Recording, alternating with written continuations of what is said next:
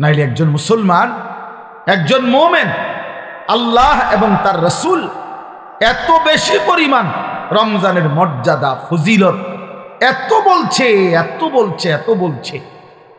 এত কিছু বলার পরেও যার বিবেকে একটু নড়াচড়া করে না, তার চাইতে নিকৃষ্ট শয়তান আর কেউ হইতে পারে।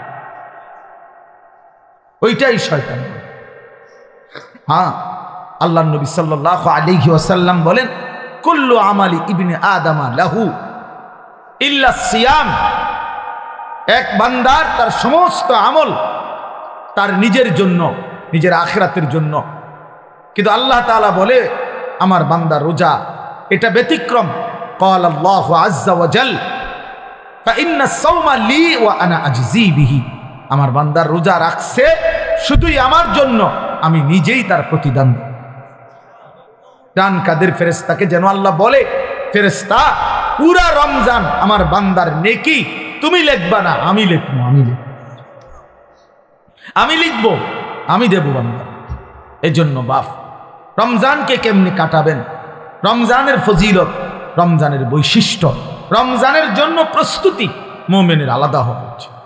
যাদের কলিজায় আখিরাত আছে, যাদের ফিকিরে আছে জান্নাতে যাওয়ার, যারা কবরের আযাব থেকে বাঁচতে চায়, যারা জাহান্নামের আগুন থেকে বাঁচতে চায় বাপ, তাদের জন্য রমজান ভিন্ন কিছু।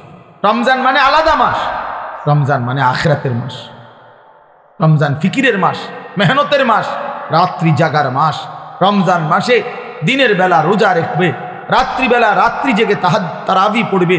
আল্লাহ তাআলা এমনভাবে সাজাইছেন যে বান্দা 30টা দিন তুমি কষ্ট মুজাহাদা পরিশ্রম করে আমার রমজানটাকে কদর করো, 30 দিন পরে আমি আল্লাহ তোমাকে মুত্তাকি বানিয়ে জান্নাতি বানিয়ে দেব, জান্নাতি বানিয়ে। এই জন্য আমরা মাহে রমজানের প্রস্তুতি, আমরা যেন রমজানে রাত্রি জাগতে পারি, আমরা যেন রমজানে রোজা রাখতে পারি, আমরা যেন রমজানে নিজেকে প্রস্তুত নিতে পারি। এই জন্য আল্লাহ তাআলা 15 দিন আগেই আল্লাহ তাআলা যেন আরেকটা প্র্যাকটিক্যাল আমার মধ্যে যেন হিম্মত, আমার মধ্যে যেন রোজার শক্তি, আমার ভিতরে যেন রমজানকে পালন করার মজবুত হিম্মত আসে। এই জন্য আল্লাহ তাআলা রমজানের 15 দিন আগে লাইলাতুন নিসফে মিন শাবান এই রাত্রিটিকেও আল্লাহ দান করেছেন। বলছেন বান্দা শবে বরাত নামের এই লাইলাতুন নিসফে মিন শাবান এই রাত্রিটিতে সারা রাত আল্লাহর বন্দিগিতে জেগে থাকো, পরের দিন রোজা রাখো। এই হিম্মত নিয়ে রমজানের মধ্যে আগে বাড়ো। এটা একটা প্রস্তুতি নাও, এটা একটা প্রশিক্ষণ নাও, প্রশিক্ষণ। সেই রাত্রিটাও আগামীকাল আমাদের সামনে। শবে বরাত লাইলাতুন নিসফে মিন শাবান, অত্যন্ত মহিমান্বিত মর্যাদাপূর্ণ একটি রাত শবে বরাত, যেটা আমরা শব্দটা তো জানি, কিন্তু আমরা যথাযথ বন্দিগি করতে জানি। শবে বরাত এটা আল্লাহ তাআলা আমাদের প্রিয় নবী সাল্লাল্লাহু আলাইহি ওয়াসাল্লামের মাধ্যমে আল্লাহ তাআলা আমাদের জন্য দান করেছেন। হাদিসের মধ্যে আছে হযরত মুআজ ইবনে জাবাল রাদিয়াল্লাহু তাআলা আনহু, সহিহ ইবনে হিব্বান সহ কিতাবে আছে, এবং মুহাদ্দিসিনে কেরামের বিশ্লেষণে, সব ঘরানার মুহাদ্দিসিন ওনাদের বিশ্লেষণে এই হাদিসটি সহিহ হাদিস। হযরত মুআজ ইবনে জাবাল থেকে বর্ণিত, তিনি বলেন আল্লাহর নবী সাল্লাল্লাহু আলাইহি ওয়াসাল্লাম বলেছেন, ইয়াত্তালিউল্লাহু তাআলা ইলা খালকিহি ফি লাইলাতিন নিসফি মিন শাবান ফায়াগফিরু লিজামিই খালকিহি ইল্লা লিমুশরিকিন আও মুশাহিন। নবী সাল্লাল্লাহু আলাইহি ওয়াসাল্লাম বলেন, যখনই মধ্য শাবানের মধ্য রাত্রি আসে, অর্থাৎ এই শবে বরাত আসে, তো আল্লাহ তাআলা কুদরতিভাবে একদম বান্দার কাছে প্রথম আসমানেই আগমন করেন, এবং আল্লাহ তাআলা এই রাত্রিতে সেই সন্ধ্যা থেকে ফজর পর্যন্ত রাতভর বান্দা আল্লাহর কাছে তওবা করে, ইস্তিগফার করে, দোয়া করে, কান্নাকাটি করে, বারবার নিজের গুনাহ মাফ চায়, আল্লাহর কাছে চোখের পানি ফেলে, তো আল্লাহ তাআলা তার কোটি কোটি বান্দাকে সারা রাত ভর মাফ করতে থাকে। ইল্লা লিমুশরিকিন আও মুশাহিন, কিন্তু কোন মুশরিককে, শিরিককারীকে মাফ করে না, কোন হিংসুক বিদ্বেষকারীকে আল্লাহ মাফ করে না। তাইলে প্রিয় ভাই বাবা, আপনাদের জন্য এটা গুরুত্বপূর্ণ, এটা বোঝা উচিত। খুব ব্যাখ্যা আমি করতে চাই না, ছোট্টভাবে প্রথম এই শবে বরাতের কথাটা এটা বলতে চাই যে শবে বরাত এটা ফার্সি শব্দ। সব অর্থ রাত, বারাত অর্থ মুক্তি, মুক্তির রাত। এই রাত্রি যেহেতু আল্লাহ তাআলা গুনাহ মাফ করে জাহান্নাম থেকে মুক্তি দেয়, এজন্য এটাকে শবে বরাত আমাদের এই হিন্দুস্তান, এই উপমহাদেশে এটাকে বলে। আর হাদিসের ভাষায় লাইলাতুন নিসফে মিন শাবান, অর্ধরাত, মধ্যরাত, মানে মাঝামাঝি অবস্থানে। এইটা আগামীকাল সন্ধ্যায়, অর্থাৎ আরবি চাঁদের কারণে চাঁদের হিসাবে দিন শুরু হয় একটা পূর্ণাঙ্গ সন্ধ্যা থেকে। ইংরেজিতে যেমন রাত্র 12টার পরে AM শুরু হয়, মানে দিন শুরু হয় পরের দিনের, কিন্তু আপনার আরবিতে সন্ধ্যা থেকে শুরু হয়। সূর্য ডুবলেই নতুন দিন শুরু হয়, নতুন তারিখ শুরু হয়। তো আগামীকাল, আজকে তো সন্ধ্যা থেকে 14 তারিখ, তা আগামীকাল যখন সূর্য ডুববে তখনই 15 তারিখ, তখনই 15 তারিখ। তো এই পরের দিনের সূর্য ডুবা পর্যন্ত এই 15 তারিখ, এটাই লাইলাতুন নিসফে মিন শাবান, এটাই শবে বরাত। তাহলে এই শবে বরাত রাসূলুল্লাহ সাল্লাল্লাহু আলাইহি ওয়াসাল্লামের হাদিস দ্বারা প্রমাণিত যে রাসূলুল্লাহ সাল্লাল্লাহু আলাইহি ওয়াসাল্লাম এটার ফজিলত বলছেন যে আল্লাহ তাআলা এই রাত্রে অগণিত বান্দাকে, তওবাকারী, ইস্তিগফারকারীকে আল্লাহ মাফ করে থাকেন। অতএব এটা প্রমাণিত। এখন প্রশ্ন হইল আমাদের করণীয় কি? আমি সংক্ষেপে শুধু এটা শেষ করতে চাই। আমাদের করণীয় কি? আমাদের করণীয় হলো এই রাত্রি জেগে ইবাদত করা, ইহয়াউল লাইল, রাত্রিটাকে জীবিত করা ইবাদতের মাধ্যমে। কিয়ামুল লাইল, রাত্রিটাকে দাঁড়িয়ে অর্থাৎ আল্লাহর ইবাদতের মাধ্যমে কাটানো, এটাই মূল মাকসাদ। হাদিসের বক্তব্যে এটাই বক্তব্য যে রাত্রি জেগে ইবাদত করো। নবী সাল্লাল্লাহু আলাইহি ওয়াসাল্লাম বলছেন কুমু লাইলাহা ওয়া সুমু ইয়াওমাহা, তোমরা রাত্রি জাগো আর দিনের বেলা রোজা রাখো। তাহলে আমাদের দুইটাই কাজ, একটা হলো রাত্রি জেগে ইবাদত করা, পরের দিন রোজা রাখা। অর্থাৎ আগামীকাল শুক্রবার দিবাগত রাত আপনি আল্লাহর ইবাদত করবেন, শনিবার শুক্রবারের সেহরি খেয়ে শনিবার দিন রোজা রাখবেন, খালাস, এটাই। তাহলে আল্লাহ তাআলা শবে বরাত আমাদের জন্য দিয়েছেন, রাসূলুল্লাহ সাল্লাল্লাহু আলাইহি ওয়াসাল্লাম শুনিয়েছেন ইবাদত করতে, ইবাদতের রাত, ইবাদতের রাত। আর নফল ইবাদতের ক্ষেত্রে বান্দার কাছে কোরআন সুন্নাহর এটাই বক্তব্য, এটা কোনো ফরজ ইবাদত না, এটা ওয়াজিব ইবাদত না, এটা নফল ইবাদত। শবে বরাত কি ইবাদত বলেন? সবাই বলেন কি ইবাদত? আর নফল ইবাদতের মধ্যে একাকিত্ব, এটাই কাম্য, এটাই কোরআন সুন্নাহর ভাষ্য যে একাকী, প্রত্যেকেই মুস্তাকিল নফল ইবাদত নিজের মতো করে নিজের জন্য করবে, নিজের জন্য করবে। আমি আর আপনি সমান না। আমি আমার বয়স হিসাবে আমি 40 রাকাত নামাজ পড়তে পারবো, আপনি পারবেন 20 রাকাত।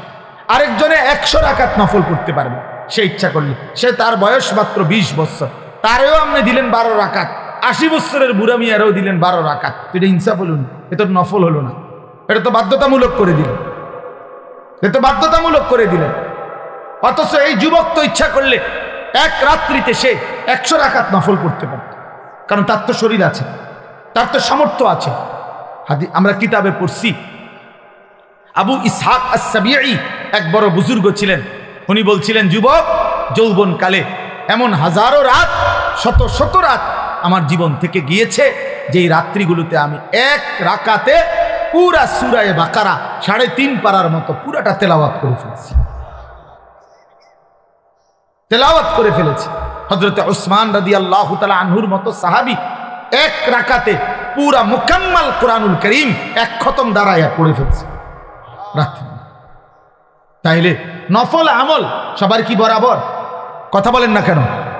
তাইলে আল্লাহর নবী সাল্লাল্লাহু আলাইহি সাল্লাম, ওনার স্ত্রী আম্মা জানা আয়েশা, নবীজির বিবি, উনি বর্ণনা করছেন আল্লাহর নবী সাল্লাল্লাহু আলাইহি সাল্লাম কানা রাসূলুল্লাহ সাল্লাল্লাহু আলাইহি ওয়াসাল্লাম ইউসাল্লি বিল লাইল, রাত্রিবেলা নবীজি নামাজ পড়তেছিলেন। ফাআতালা সুজুদ, সেজদাটা লম্বা করলেন, লম্বা একটা সেজদা দিলেন। হাত্তা জানান্তু আন্নাহু কাদ কুবিজা, হযরত আয়েশা নিজে বলতেছেন, আমি ভাবলাম এত লম্বা সেজদা না জানি নবীজি ইন্তেকাল করলেন কি, আর তো মাথায় উড়ায় না, কখন সেজদা দিলেন, আহারে মাথায় তো তুলতেছে না। হযরত আয়েশা রাদিয়াল্লাহু তাআলা আনহা বলেন, আমি তখন নবীজি সাল্লাল্লাহু আলাইহি সাল্লামের পায়ের তালুতে পিছনে আঙ্গুল দিয়া স্পর্শ করলাম, মানে সাইলাম আরি বাইচা আছে কিনা। আল্লাহ নবী সাল্লাল্লাহু আলাইহি সাল্লাম একটু পরে যখন নামাজের সালাম ফিরাইলেন, তো নবীজি জিজ্ঞেস করলেন, আয়েশা তুমি কি ভেবেছো আমি তোমার উপরে কোনো জুলুম করেছি? অর্থাৎ তোমার সাথে না থেকে রাত্রিটা আল্লাহর ইবাদতে কাটায় দিছি, এতে কষ্ট পাইলা তুমি? হযরত আয়েশা বলেন, ইয়া রাসূলুল্লাহ, না, আমি কষ্টের কারণে বলি নাই, আমি মূলত ভেবেছিলাম এত লম্বা সেজদা দিছেন, না জানি আপনার ইন্তেকাল হয়েছে কিনা, এই জন্য আমার ভয় লাগছে দেখে আমি আঙ্গুলটা স্পর্শ করছি, আমার চাহিদার জন্য না, আমি আপনার পেরেশানিতে করছি। তো আল্লাহ নবী সাল্লাল্লাহু আলাইহি ওয়াসাল্লাম বললেন, আয়েশা তুমি কি জানো আজকের রাত কোন রাত?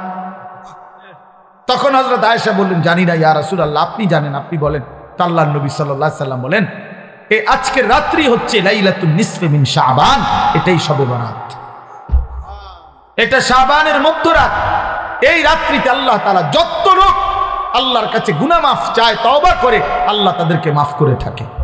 যত লোক আল্লাহর কাছে দয়া ভিক্ষা করে, তো আল্লাহ তাআলা তাদের উপরে দয়া করে। তাইলে আল্লাহ নবী সাল্লাল্লাহু আলাইহি সাল্লাম এত লম্বা সেজদা দিছেন যে নবীর বিবি উনি পর্যন্ত ভয় পাচ্ছিলেন যে ইন্তেকাল করলেন কিনা। তাইলে নফল ইবাদত একটা লক্ষণীয় কথা বোঝেন, শুনতেছেন আপনারা? আরে ভাই বুঝতেছেন আপনারা? আপনার ইনসাফে কি বলে যে আমার বিবি, আমি নামাজ পড়তেছি, আজকের রাত্রি এত গুরুত্বপূর্ণ, কিন্তু উনি ওনার বিবিকেও অর্থাৎ এতটা আলাদা যে একত্রে না, তুমিও বসো, তুমি আমরা দুজন মিল্লা গড়ি ধরো, তুমিও 15 মিনিট সেজদা দিবা, আমিও 15 মিনিট সেজদা দিব, তুমিও আধা ঘন্টা লাগাইয়া নামাজ পড়বা, আমিও আধা ঘন্টা লাগাই পড়ব, এরকম কথা বলছেন এখানে। তাইলে বোঝা গেল নফল ইবাদত প্রত্যেকের শরীর স্বাস্থ্য সামর্থ্য অনুপাতে প্রত্যেকের জন্য আলাদা আলাদা, প্রত্যেকের জন্য কি বলেন না, আলাদা আলাদা। তাইলে শবে বরাত হাদিস দ্বারা প্রমাণিত। কি দ্বারা প্রমাণিত? উলামায়ে কেরাম, আসলাফ, পূর্বপুরুষদের, মনীষীদের, বুজুর্গদের কথার আলোকেও শবে বরাত প্রমাণিত। এই রাত্রি ইবাদতের রাত, এটা প্রমাণিত কথা। এই রাত্রির কথা আল্লাহ নবী সাল্লাল্লাহু আলাইহি সাল্লামের হাদিসের মধ্যে আছে, এবং 8 জন সাহাবী এই মুআজ ইবনে জাবালের এই হাদিসটা, আরে ভাইয়া কথা বলো না, বাপ কথা বলো না, রাস্তায় কথা বলতেছো কারা? আরে বাবা, একটু পরে আসো, এক ঘোষণা দিবে, সোজা হইয়া বসতে বলবে সবাই, ভাইয়া একটু পরে বলবে, কিছুক্ষণ আর একটু ধৈর্য ধরো ভাইয়া, আর কষ্ট হইতেছে ছেলেদের, এই এক্ষুনি বলবে ইনশাল্লাহ, কিছুক্ষণ পরেই বলবে, সিরিয়াল ধরে বসেন, মূল পর্ব শুরু হবে। আফসোস আফসোস জিন্দিগি, আফসোস এই জিন্দিগি, যে জিন্দিগি কোনো ফিকির নাই। মুসলমানের সন্তান আমরা, প্রিয় ছেলেরা, বাবা, কোনো খাবারই শেষ সমাধান না, সেটা বিরিয়ানি হোক আর আরো ভালো কিছু হোক, সব কিছুরই গন্তব্য বাথরুম, না? এটাই তো সত্য। সেটা আরো দামি হোক কিছু খাবার, কিন্তু গন্তব্য তো বাথরুম। এছাড়া আর কি? তাহলে এক মানুষের জিন্দিগির টার্গেট যদি হয় বিরিয়ানি, তো এই বিরিয়ানির পরিণতি যেহেতু টয়লেট শেষ ঠিকানা, তো তোমার জিন্দিগির টার্গেটও টয়লেট। বাথরুম ছাড়া আর কি? টয়লেট ছাড়া আর কি? খাবে, ঘুমাবে, পেশাব করবে, বাথরুম টয়লেট সারবে, আর মাঝখানের টাইম যৌন চাহিদা পূরণ করবে, খালাস, এতটুকুই জিন্দিগি। এবার কেউ যদি, আমি সবসময় বলি, প্রতিদিন বলি এ কথা, যে জীবন শুধু এটাই বুঝছে, জীবন মানে খাবার, পেশাব পায়খানা, ঘুম আর যৌন চাহিদা, লজ্জাস্থানের চাহিদা পূরণ, এতটুকুই যে জীবন বুঝছে যে এটাই আমার জীবন, এই জীবন জানোয়ারের জীবন। এই জীবন কি? জানোয়ারের জীবন। এই জীবন কুকুরের জীবন, কুত্তার জীবন। কারণ ওই কুকুরও খায়, ঘুমায়, পেশাব পায়খানা করে, কুকুরেরও যৌন চাহিদা পূরণ হয়, এই জন্য কুকুরেরও বাচ্চা কাচ্চা হয়। তো তার যদি যৌন চাহিদা পূরণ না হতো তবে বাচ্চা হয় কেন? এই জন্য কোরআনুল কারীমে আল্লাহ তাআলা বলছে, ওয়াত্তাবাআ হাওয়াহু ফামাসালুহু কামাসালিল কালব। এক নাফরমান পাপীর কথা আল্লাহ বলতে গিয়ে কোরআন শরীফের এই আয়াতে আল্লাহ বলছে সে তার মনের চাহিদার অনুসরণ করেছে। এই বালআম বাউরা, এক কাফের, এক মুশরিক, এক পাপী, প্রথমত ইমানদার ছিল কিন্তু মনের ইচ্ছা চাহিদার অনুসরণ করেছে। আল্লাহ বলছে সে তার মনের ইচ্ছারও যখন অনুসরণ করলো, এবার তার উদাহরণ হয়ে গেল কামাসালিল কালব, কুত্তার মতো। কোরআন শরীফের আয়াত। লোকটা ইমানদার ছিল কিনা? ইমানদার ছিল, শতবার খাঁটি ইমানদার ছিল। যেদিন সম্পদের লোভে নিজের মনের চাহিদা মতো অনুসরণ করেছে, আল্লাহ তখন বলছে তার উদাহরণ কুত্তার মতো হয়ে গেছে, কামাসালিল কালব। এই জন্য প্রিয় বন্ধু মনে রাখো, প্রতিদিন আমি এটা বলি, ছেলেরা বাবা তোমার পরিচয় তুমি মিলাই আনো, আমার দরকার নেই, আমার এত সময়ও নাই। তোমার পরিচয় তুমি মিলাও, আমার পরিচয় আমি মিলাই। প্রত্যেকেই হিসাব লাগাও, হ্যাঁ নিজের নিজে হিসাব করো। তুমি চালাক না বেওকুফ, তোমার বিবেককে তুমি প্রশ্ন করো। আল্লাহ তাআলা কোরআনুল কারীমে বলছেন যে মানুষটা মনের ইচ্ছা মতো চলে তার জীবন কুত্তার জীবন, কামাসালিল কালব, কুত্তার জিন্দেগি। এই জন্য আমি সবসময় বলি যে কপালে সেজদা নাই, ওই বেনামাজি যেগুলো, এগুলোর জিন্দেগি কুত্তার জিন্দেগি, কুকুরের জিন্দেগি। এই জন্য নওজোয়ান ছেলেরা মনে রাখো, তোমাদের যাদের কপালে সেজদা নাই, তোমার জীবন কুত্তার জীবন। খাও বিরিয়ানি, খাও খিচুড়ি, খাও, কোনো অসুবিধা নেই, অসুবিধা। যার যার বাড়িতে টয়লেট তো আছে, খাইবা না, বাথরুম তো আছে, ভাত খাও। যা মুখে অর্জন করলা তা বাথরুমে ক্লিয়ার করে দিল, খালাস। তো আর অর্জন করি জীবনের, এ তো গেল গাই। এই জন্য আমরা এটা বোঝা উচিত, আমাদের এটা ফিকির থাকতে হবে। আমরা মুসলমান, মুসলমানের 10 বছরের বাচ্চাও দামি, মুসলমানের 6 বছরের বাচ্চাও দামি, মুসলমানের 60 বছরের বুড়া মানুষও দামি, মুসলমানের 1 সেকেন্ড দামি, মুসলমানের 1 মুহূর্তও দামি। আমার প্রতি মিনিটের হিসাব হয়, আমার প্রতি মুহূর্তের হিসাব হয়, আমার প্রতিটা নিঃশ্বাসের হিসাব হয়। তাহলে আমার আবার অবসর কোথায়? আমার আবার ছুটি কোথায়? আজকে আমার মাদ্রাসা বন্ধ হয়েছে, আমি লম্বা বয়ান করছি ছাত্রদেরকে, 450 ছেলে ছুটি দিছি সকালবেলা। তা আমি এটা বলছি, বাবা আমাদের কোনো ছুটি নেই। জিসকি সবক ইয়াদ হই উসকি ছুটি না মিলি। আমাদের বুজুর্গরা এটা বলে, যারা আখিরাতের সবক মুখস্থ হইছে, যে কলিজার মধ্যে এটা মুখস্থ হইছে যে আমারে মরতে হবে, আমারে জান্নাতে যাইতে হবে, আমারে কবরের আযাব থেকে মুক্তি পেতে হবে, জাহান্নামের আযাব থেকে মুক্তি পেতে হবে, তার আবার ছুটি কিসে? আমি ছুটি কাটাইলে হবে না, আমারে বাড়িতে থাকলেও ফজরের নামাজ পড়তে হবে, মাদ্রাসায় থাকলেও পড়তে হবে, বাজারে থাকলেও পড়তে হবে, বিমানে থাকলেও পড়তে হবে। আমার আবার ছুটি কি? আমার কোনো শুক্রবার নাই, আমার কোনো 21শে ফেব্রুয়ারি নাই, আমার কোনো 16ই ডিসেম্বর নাই, আমার কোনো 26শে মার্চ নাই, আমার কোনো ছুটি নাই। আমার প্রতিদিনই ডিউটি, আমার নামাজ প্রতিদিনই, আমি হালাল পথে চলতে হবে প্রতিদিনই, আমার চরিত্র হেফাজত করতে হবে প্রতিদিনই, কারণ আমার কলিজার মধ্যে এটা বুঝে আইছে যে আমার আখিরাত আছে, আমার পরকাল আছে, আমাকে মরতেই হবে। অতএব জিসকি সবক ইয়াদ হই উসকি ছুটি না আমি। যার সবক ইয়াদ হইছে মানে আখিরাতের পড়া মুখস্থ হইছে, আখিরাত কলিজার মধ্যে ঢুকছে, তার আবার ছুটি নেই, তার ছুটি। ছুটি হলো নাফরমানের, যে মনে করছে আমি এখন মুক্ত স্বাধীন, আমার আব্বা যেহেতু আমার কিছু বলে না আমি নারী দেখতে থাকি, আমার মা যেহেতু আর কিছু বলে না আমি এখন ছবি দেখতে থাকি, আমার গ্রামবাসী কেউ আমারে ডাকে না। আহ, তোমারে কেউ ডাকে না বাবা, তোমার চুল জানোয়ারের মতো, তোমার চুল বেঈমানের মতো, তুমি পেশাব করে টয়লেটে ঢিলা কুলুক টয়লেট পেপার ব্যবহারের গুরুত্বও নাই, পাক নাফাকের ধার ধারণা।